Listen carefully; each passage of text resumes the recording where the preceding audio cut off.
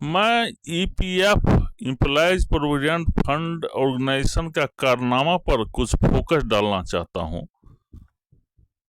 कि ये लोग ये नहीं समझते हैं कि कौन किस परिस्थिति में है।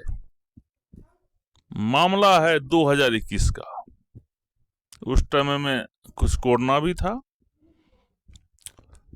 प्रिंट मीडिया के एक व्यक्ति का मृत्यु हो जाता है तो होता है ना, चाहे प्रिंट मीडिया हो, चाहे इलेक्ट्रॉनिक मीडिया हो, चाहे वकील ही क्यों न हो, सबको सब बात टेक्निकल मामला होता नहीं, पता नहीं होता है।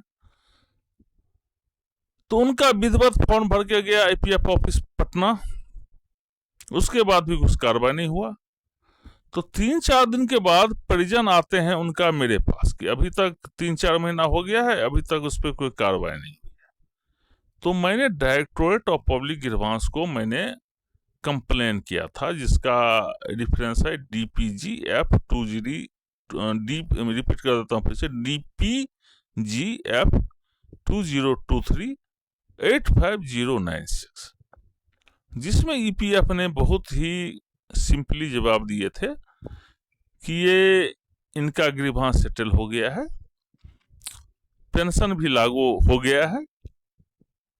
उसके बाद 2021 अभी चल रहा है, 2023 लगभग 23 लास्ट होने जा रहा है। मैं मूवमेंट में रहता हूं। 1 महीना पहले हमको फोन आया तो आपने तो सर आप हमको कह दिए थे कि ईपीएफ ने जवाब दे दिया है कि आपका ईपीएफ भी सेटल हो गया और पेंशन भी सेटल हो गया। मेरा कुछ नहीं हुआ। मुझे भी बड़ा आश्चर्य लगा। ईपीएफ कमिश्नर जो जवाब दे दिया वो भी नहीं हो सकता है। पुनः मैंने कंप्लेन किया, जिसका डीपीजी नंबर है DPGF 2023-80115।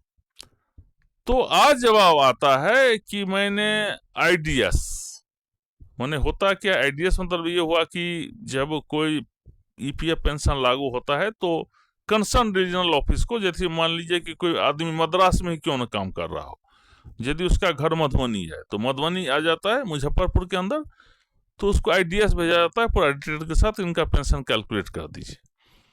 तो आज उन्होंने आईडीएस भेजा है, तो मतलब ये हो गया कि लगभग 24-25 महीना का एरियर उनको मिलेगा। ईपीएफ का एरियर मिल जाएगा, सब मिल जाएगा, लेकिन बात होती है वक्त का। यदि उस परिवार को 25,000 रुपया की जरूरत पड़ा होगा तो क्या किया होगा? प्राइवेट आदमी से लोन लिया होगा। तो मैं यही रिक्वेस्ट करता हूं ईपीएफओ से कि जिसका आपने सबका टाइम पे सेटल कर दीजिए। कम से कम उस बात को तो केयर रखिए जिसको आपने लिखित में जवाब दे दिया है।